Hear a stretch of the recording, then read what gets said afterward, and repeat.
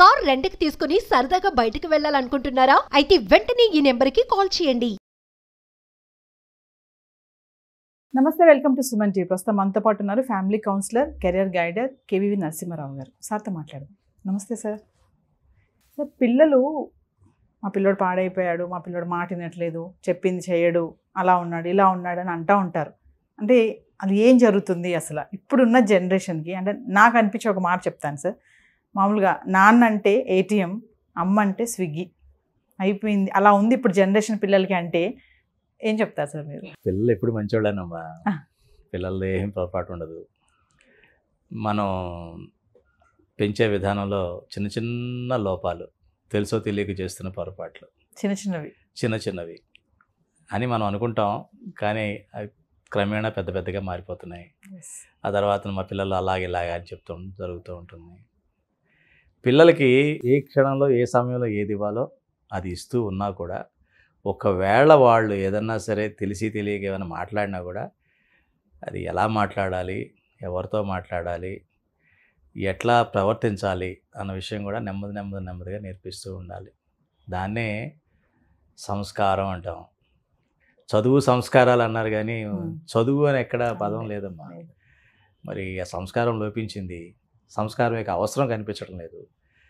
కనిపించకపోయేటప్పటికీ వీళ్ళు అనుకున్నట్టుగా పిల్లవాడు లేకపోయేటప్పటికీ మా పిల్లవాడు స్పాయిల్ అయిపోయాడు, ఇదే స్పాయిల్డ్ చైల్డ్ అని వాళ్ళకి నేమ్ పెట్టి వాళ్ళ కౌన్సిలర్స్ దగ్గర తిప్పుతూ, ఎలాగ నేను స్పాయిల్ చైల్డ్లే కదా, నన్ను వాళ్ళు వాళ్ళే కేర్ తీసుకుంటారులే అనుకుంటూ వాడు బిగదీసుకుపోయి వాళ్ళకి మధ్య ఉన్నటువంటి సైకలాజికల్ గ్యాప్ వచ్చేసేసి ఆ గ్యాప్ని ఫిలప్ చేయడం అది పెద్ద రిఫ్ట్ కింద మారిపోతుంది. రిఫ్ట్ అంటే ఒక పెద్ద పగులు, ఒక అగాధం కింద మారిపోయి బ్రిడ్జ్ చేయలేని పరిస్థితి వచ్చేస్తుంది.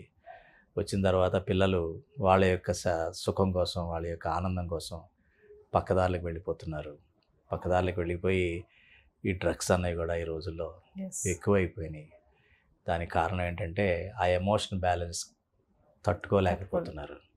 అంటే చుట్టూ ఉన్నటువంటి వాతావరణం ఉద్రేకపూరితంగా, ఉత్తేజపూరితంగా, వెరీ డైనమిక్గా ఉంది.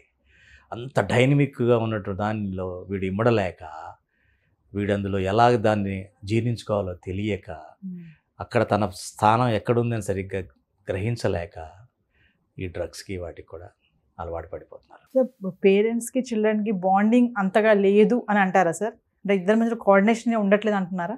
కోఆర్డినేషన్ అంటే ఒకటేనమ్మా. నవ్వు చప్పట్లు కొట్టేటప్పుడు రెండు చేతులు ఎలా అవసరమో, ఎమోషనల్గా ఫ్యామిలీలో ఒకళ్ళకి ఎమోషన్ ఇదిగా ఉన్నప్పుడు ఎదుటివాళ్ళు కూడా తయారుగా ఉండగలగాలి. పిల్లవాడికి అమ్మా నాన్నతో ఏదో షేర్ చేసుకోవాలన్న టైంలో వీళ్ళు ఆ టైంలో ఎక్కడో బిజీగా ఉంటారు, ఏదో చేస్తూ ఉంటారు. ఒకవేళ వీడు చెప్దామని ప్రయత్నించినా కూడా కొట్టి పారేస్తారు.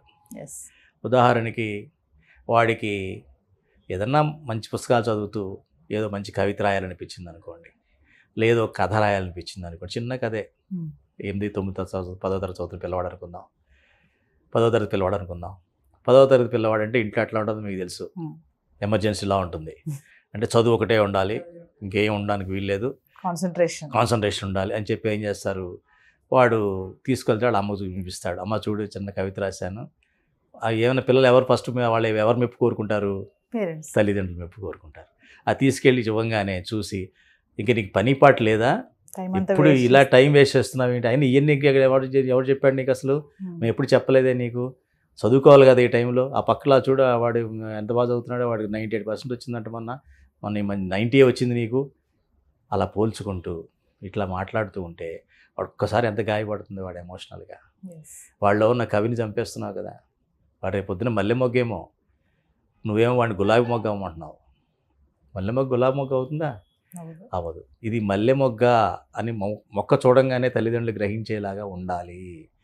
ముందే పువ్వుతో రాదు కదమ్మా మొక్క ఆకులు కొమ్మ చూడగా నాకు తెలుస్తుంది ఇది మల్లె చెట్టు, ఇది గులాబీ కాదు, ఈ మల్లె చెట్టు పెంచే విధానం వేరేగా ఉంటుంది, దీనికి పాదు గీదు అన్నీ ఉంటాయి అన్న విషయం ఎలా తెలుస్తుందో, అదే విషయంగా తల్లిదండ్రులు కూడా వాడి యొక్క స్ట్రెంగ్త్ వీక్నెస్ కనుక్కొని వాడు ఎమోషనల్గా ఎప్పుడైతే షేర్ చేసుకుని రెడీగా నువ్వు ఉండాలి. అప్పుడు నువ్వు అప్రిషియేట్ చేసి, చాలా బాగుందిరా ఇది, అయితే నీకు ఎగ్జామ్స్ ఉన్నాయి కదా వచ్చే వారం, సెలవులు వస్తాయి కదా, సెలవుల్లో నువ్వు ఎన్ని రాస్తావో అన్నీ రాసి నాకు అన్నీ చూపించు, సో ఇది కాస్త బాగుంది, ఇది పక్కన పెట్టి ఫైల్ నేను పెడతాను, నాకు ఇవ్వండి, నా ఫైల్లో పెడతాను. ఈవిడ ఫైల్ మెయింటైన్ చేస్తుంది అనుకోండి, మా అబ్బాయి Yes. కవితలు అని, వాడు అందులో పెర్ఫామ్ బాగా చేస్తాడు. ఒకసారి మెప్పు పొందినవాడు రెండోసారి వాళ్ళు చెప్పిన మాట వింటారు. అందుకనే గురు శిష్య పరంపర అంటారు. అంటే ఏంటి, శిష్యుడు గురువు మీద నమ్మకంతో ఆయన ఏం చెప్పినా చేసేస్తాడు. ఎస్. అలాగే ఇప్పుడు తల్లి ఏం చెప్తే చేసేస్తాడు, తండ్రి ఏం చెప్తే చేసేస్తాడు. ఎందుకని, తనను గుర్తించారు కాబట్టి. ఎస్. అది లోపించిందమ్మా ఇవాళ జనరేషన్. అంటే తల్లిదండ్రులు చేసే చిన్న చిన్న మిస్టేక్స్ వల్ల మీరు ఒక వీడియోలో చెప్పారు, అంటే ఏదైనా సమస్య వస్తే ముందు తల్లిదండ్రులు చెప్పుకోవాలి కానీ అందరికీ చెప్తారు, తర్వాత వీళ్ళకి ఇండైరెక్ట్గా తెలుస్తుంది న్యూస్ అనేది అంటున్నట్టు. ఆ బాండింగ్ అలా ఉండడం వల్ల అలా ఇప్పుడు ఈ జనరేషన్ అలాగే ఉంటుందంటారా? పిల్లలతో ఎక్కువ టైం స్పెండ్ చేయట్లేదని అంటారా పేరెంట్స్? అంటే ఒకటమ్మా, టీనేజ్ వయసుకు వచ్చి దాటిన తర్వాత వాళ్ళకి ఫ్రెండ్స్కే చెప్పుకుంటారు. టీనేజ్లో సమస్యలు వేరే ఉంటాయి కాబట్టి అది తల్లిదండ్రులు షేర్ చేయాల్సిన విషయాలు కాదు. అది షేర్ చేయమని కదా నా ఉద్దేశం. ఏదైనా సమస్య వచ్చింది, సమస్య వచ్చినప్పుడు ఫస్ట్ ఇంట్లో చెప్పినట్లయితే దానికి మొదటి నుంచి ఈ అబ్బాయి స్వభావం కావచ్చు, ఈ అమ్మాయి స్వభావం కావచ్చు, తన ప్రవర్తన కావచ్చు, తన ఆలోచన విధానం కావచ్చు, తన యొక్క ఈ స్థితి, ఎమోషనల్ కండిషన్ ఎట్లా ఉంటుంది అనే విషయం పేరెంట్స్ తెలుస్తుంది. కాబట్టి ఈ సమస్య ఎందుకు వచ్చింది, ఈ సమస్య ఎలా సాల్వ్ చేయాలనే విషయం వాళ్ళకి తెలుస్తుంది. సో వాళ్ళు సామరస్యంగా చేయడంలో ముందు వాళ్ళు చెప్పినట్లయితే వాళ్ళు చెప్పింది వీళ్ళు త్వరగా ఉపయోగపడుతుంది, త్వరగా సాల్వ్ అవుతుంది ఆ సమస్య. అది కాకుండా ఎవరికో చెప్తే ఏం జరుగుతుందంటే అది వాళ్ళ సమస్య కాదు కాబట్టి వాళ్ళకున్న నాలెడ్జ్తో ఏదో చెప్తారు. చెప్పినప్పుడు అది ఫెయిల్ అయ్యి నానా ఇబ్బందులు పడతారనమాట. సో మరికొంతమంది పేరెంట్స్ ఉన్నారు, ఇంక పిల్లల ముందు గొడవ పడడము, వల్గర్గా మాట్లాడడం, ఇవన్నీ చేస్తుంటారు. టీనేజర్సే కానివ్వండి, చిన్నపిల్లలే కానివ్వండి. ఇప్పటి పిల్లలకి అన్నీ అర్థమైపోతున్నాయి, గుడ్ ఆర్ బ్యాడ్ ఏదైనా సరే. కొంతమంది పేరెంట్స్ ఇలా కూడా ఉన్నారు కదా, గొడవ పడతా ఉంటారు. ఇక ఆ ఇంపాక్ట్ అనేది పిల్లల పైన ఎలా ఉంటుందంటారు? చాలా తీవ్రంగా ఉంటుందమ్మా, చాలా తీవ్రంగా ఉంటుంది. అయితే ఒకటి, భార్యాభర్త గొడవ పడడం కూడా సహజమైన విషయం వాళ్ళకి తెలియాలి. భార్యాభర్త గొడవ పడకపోతే ఆ భార్యాభర్తలే కాదు, అది వాస్తవం కూడా. దీనికి చిన్న జోక్ కూడా చెప్తారు. ఒక వయసు ఉన్న స్త్రీ పురుషుడు ఒక హోటల్కి వెళితే, లాడ్జికి వెళితే అక్కడ ఎంటర్ చేసేటప్పుడు మీరు భార్యాభర్తలేనా అని అడుగుతాడు అతను, లాడ్జిలో అతను. అడిగితే నేను చెప్పానా ఇది చెత్తల హోటల్ ఇక్కడ తీసుకురావద్దని చెప్పి వాళ్ళ ఆయన అంటుంది. మీకు ఏం అక్కర్లేదు, మీరు ఇద్దరు భార్యాభర్తలే అని రాస్తాడు ఆయన. అంటే ఆ చిన్న గొడవ లేకపోతే అది రిలేషన్ లేనట్టే లెక్క. అది కూడా చెప్పాలి ఒక పక్కన, ఇది సహజం, జరుగుతూ ఉంటాయి. ఎమోషనల్గా మీ నాన్న కాబట్టి నేను అనగలుగుతున్నాను, మీ అమ్మని కాబట్టి నేను మాట నా బాధని చెప్పుకుంటున్నాను, అలాగే నీ బాధ కూడా నువ్వు చెప్పుకో, తప్పేం లేదు. కానీ ఆ తర్వాత మళ్ళీ మామూలుగా ఉండాలి అన్న విషయం చెప్పగలగాలి. కానీ అదేం జరుగుతుందంటే వాడులో అభద్రత వచ్చేలాగా ఉండకూడదు. ఈ గొడవలు ఎట్లా ఉండాలంటే వాళ్ళు ఒక రకమైన ఇన్సెక్యూర్ ఫీలింగ్ వచ్చేలాగా మటుకు దీన్ని స్థాయికి తీసుకువెళ్ళకూడదు. ఈ గొడవ పిల్ల దగ్గర రాగానే తగ్గిపోవాలి వీళ్ళు. ఆ బాధ్యతతో ఉన్నట్లయితే అప్పుడు బాగానే ఉంటుంది. లేకపోతే ఏమవుతుందంటే మీరు అన్నట్టుగా పిల్లలకి చాలా ప్రభావం చూపిస్తుంది. మనం ఏదో వీడియోలో మాట్లాడుకున్నట్టుగా పెళ్లి మీద కూడా వాళ్ళకి ఒక రకమైనటువంటి విముఖత వచ్చే అవకాశం కూడా ఉంది. పిల్లలకి కష్టం విలువ కూడా చెప్పాలంటారా? కష్టం విలువ చెప్పడం అంటేనమ్మా, అది ఒక ఫలితం కోసం, లక్ష్యం కోసం కష్టపడాలన్న విషయం చెప్పాలి. అది మనం చెప్పక్కర్లా. ఎప్పుడు చెప్పక్కర్లేదు అంటే, అందుకే చెప్తారు తల్లిదండ్రులు పిల్లలకి ఎక్కువ చెప్పొద్దు, ఎందుకంటే మీరు చెప్పింది వినరు, మీరు చేసింది వింటారు అని. చేసింది వినడం ఏంటి అంటే, మీరు ఏదైతే చేస్తున్నారో అది మాత్రమే వాళ్ళకి అర్థమవుతుంది తప్ప మీరు చెప్పేది ఏది వాళ్ళకి అర్థం కాదు. రెండు విరుద్ధంగా కనిపిస్తాయి వాళ్ళకి. మీరు చెప్పేది చేసేది విరుద్ధంగా ఎప్పుడైతే వాడికి కనిపించిందో మన మీద ఆ గురి అన్నది పోతుంది. కాబట్టి జాగ్రత్తగా మనం వాళ్ళకి చెప్పగలగాలి. చెప్పడం కన్నా మనమే మోడల్ కింద తయారవ్వాలి. ఎలాగా, ఏదన్నా ఒక పని అనుకున్నాము, ఆ పని చేసే విధానం, ఒక లక్ష్యం పెట్టుకున్నాం, అది పూర్తి చేయాలి. అది పూర్తి చేసేటప్పుడు ఎలా చేయాలి అన్న విషయం వాడికి ఆటోమేటిక్ కాపీ చేసేస్తాడు. కాపీ చేస్తున్నప్పుడు కష్టపడితేనే ఫలితం ఇది చెప్పాల్సిన పని లేదు. కానీ ఇప్పుడైతే మనం మాటలు చెప్తూ ఉంటామో దానివల్ల ఫలితం ఎక్కువ ఉండదు. ఒకటే అంటాడు కదా, ఏమిటి చూడరా ఫలానా వారి అబ్బాయి వాడు ఇలా అయ్యాడు అంటే వాళ్ళ నాన్న ఎవడు అంటాడు, వాళ్ళ నాన్న ఎందుకు అవ్వలేదు అంటాడు. అంతే కదా, నువ్వు పిల్లవాడు అంటే పిల్లవాడు తండ్రిని అంటాడు. అట్లాగే వస్తుంది అనమాట. కాబట్టి అట్లా కంపేర్ చేసి అలా మాట్లాడకూడదు. నువ్వుగా ఇంట్లో పని చేస్తున్నప్పుడు నువ్వు ఎట్లా చేస్తున్నావు వాడు గమనిస్తాడు.